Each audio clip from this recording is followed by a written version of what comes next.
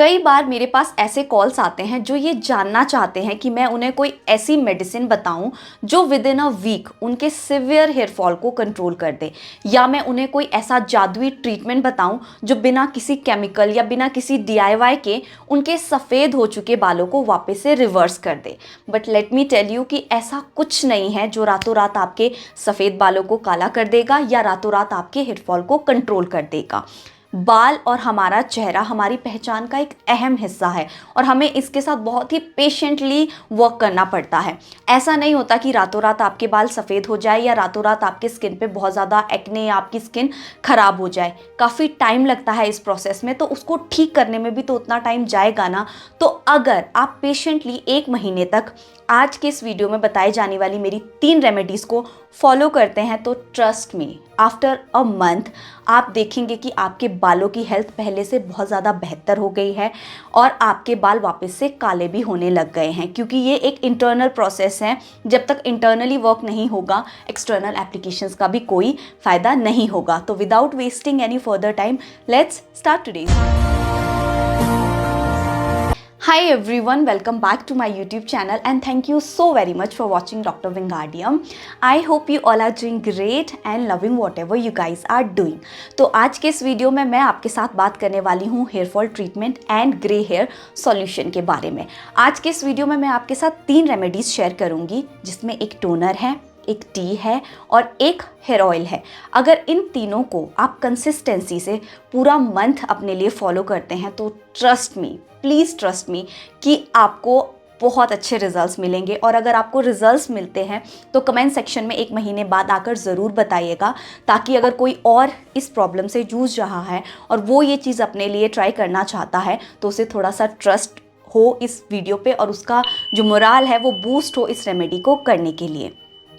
तो सबसे पहले अगर ग्रे हेयर के बारे में मैं बात करूं या हेयर फॉल के बारे में बात करूं, इस सब के पीछे है सबसे पहले हमारी गट हेल्थ और दूसरा हमारा स्ट्रेस। जो हमारे को बहुत सिवियर हेयर फॉल होता है वो स्ट्रेस भी is one of the reason and हमारी gut health is one of the second reason. तो आज के इस वीडियो में हम इन सब चीज़ों को फिक्स करेंगे। स्ट्रेस को फिक्स करने के लिए आप करेंगे एक्सरसाइज, खुश रहेंगे, एंड जब आप एक्सरसाइज करते हैं ना तो ऑटोमेटिकली आपका मूड बूस्ट हो जाता है एंड ऑटोमेटिकली आपके दिमाग में अच्छी पॉजिटिव थॉट्स आने लगती है।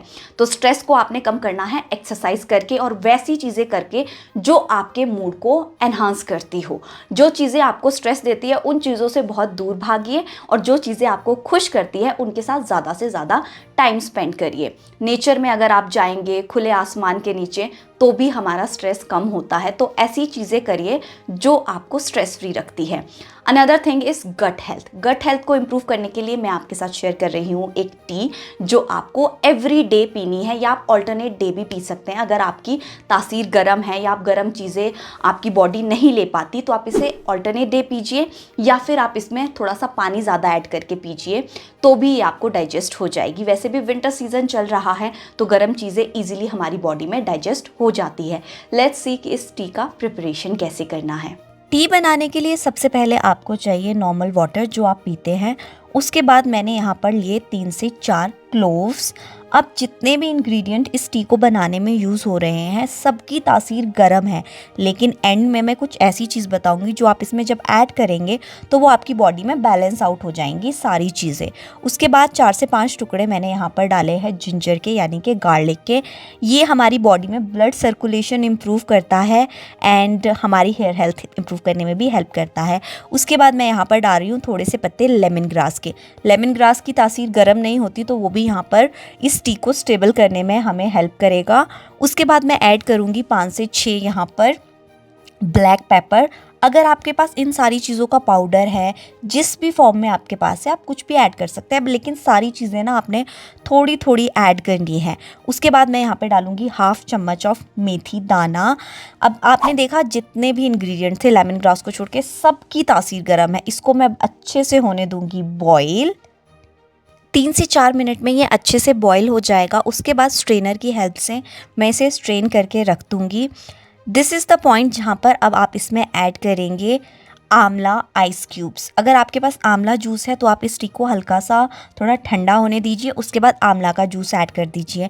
आंवला is rich in antioxidants and आंवला की तासीर थोड़ी ठंडी होती है, तो इसमें जितने भी इंग्रेडिएंट्स हैं जो लोग इस टी को डाइजेस्ट नहीं कर पाएंगे, बहुत से लोग होते हैं जो लोग ये गर्म चीज़ें नहीं डाइजेस्ट कर पाते, तो ये यहाँ पर पूरा जो टी है ना वो स्टेबल हो जाएगा। आप इसे ऑल्टरनेट डे पीजिए। आई एम नॉट सेइंग कि एवरी डे आपको इसको पीना है। जो बचा कुचा आपके पास है रेस्ट, उसको आप नेक्स्ट डे भी रीयूज़ कर सकते हैं, उसकी सारी पोटेंसी अभी ख़त्म नहीं हुई है। उसके बाद मैं प्रिपेयर करूँगी यहाँ पर एक टोनर जो हम ऑल्टरनेट डे अपने बालों में लगाएंगे।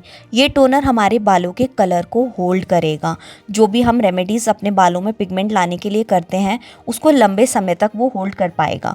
आपको 1 ग्लास पानी लेना है, उसमें आपने डालना है 1/2 चम्मच टी लीव्स। जो भी आप टी घर पर पीते हैं वो आप यहाँ पर ऐड करेंगे। ग्रीन टी यहाँ पर यूज़ नहीं होगी क्योंकि ग्रीन टी हमारे बालों को पिगमेंट नहीं देती है। उसके बाद मैं यहाँ पर ऐड कर रही हूँ नाइजेला सीड्स यानी कि कलौंजी के बीज। काफ़ी सारे लोगों को नाइजेला सीड्स सूट नहीं करते। लाइक कई लोग बोलते हैं कि हम जब बालों में नाइजेला सीड्स का ऑयल लगाते हैं तो हमें हमारे स्कैल्प में दर्द होने लगता है। मुझे भी 2 घंटे से ज़्यादा अगर रखूँ तो मेरा भी स्कैल्प हल्का सा पेन करता है, बट आप इस तरह से इसका इस्तेमाल कर सकते हैं। उसके बाद टी बनाने के लिए जितने भी इंग्रेडिएंट्स थे जो मैंने लिए थे उन्हें वेस्ट ना करते हुए मैं यहाँ पर यूज़ कर रही हूँ। अब आपने इसे 5 से 7 मिनट तक अच्छे से उबलने देना है। मेरे पास थोड़े से हाइबिस्कस के भी फ्लावर्स थे तो मैंने वो भी ऐड कर लिए। इट इज़ कम्प्लीटली ऑप्शनल, आपके पास नहीं है तो चलेगा। उसके बाद अब इसको मैं हीट होने दूंगी, इसमें कलर आने दूंगी। जब इसमें वो पिगमेंट आ जाएगा आप इसे स्प्रे बॉटल में लीजिए और जो बचा हुआ आपके पास जितना भी ये है आप इसे फ्रिज में रख लीजिए। एंड नेक्स्ट टाइम जब आपको और प्रिपेयर करना हो तो इसमें अभी बहुत सारे न्यूट्रिएंट्स बचे हुए हैं, ये इतनी जल्दी अपना न्यूट्रिशन लूज़ नहीं करते। उसके बाद स्प्रे बॉटल में आप इसे ऑल्टरनेट डे अपने बालों में लगाइए। आपको बालों को धोने की बिल्कुल ज़रूरत नहीं है क्योंकि बालों को चिपचिपा नहीं करेगा। एंड उसके बाद अभी जो मैं हेयर ऑयल बताऊँगी आपको उस हेयर ऑयल का भी एप्लीकेशन करना है जब भी आपको अपने बालों को धोना है।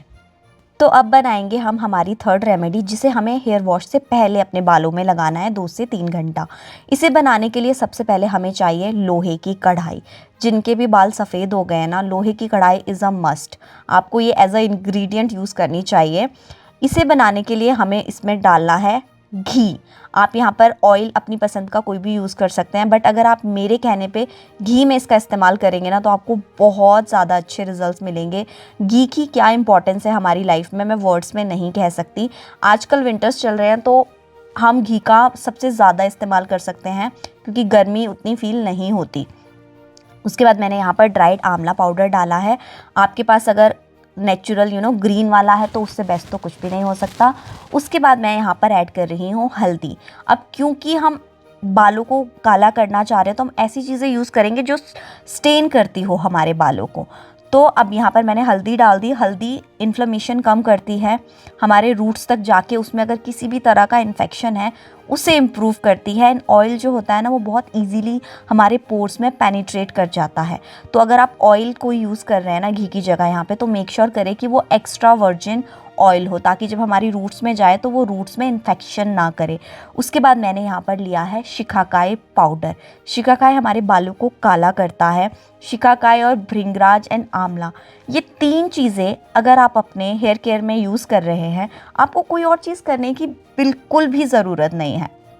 एंड जो लोग ये चीज़ें अपने लिए यूज़ करते थे ना, आप कभी अपनी दादी नानी जो पहले के ज़माने के हैं उनको देखना, उनके बाल बिल्कुल ब्लैक रहते थे एंड तक भी, लाइक 80-90s की एज में भी उनके बाल बिल्कुल काले हैं। हमारी जनरेशन के लोगों के 20-21 साल में ही वाइट बाल आना शुरू हो गए हैं।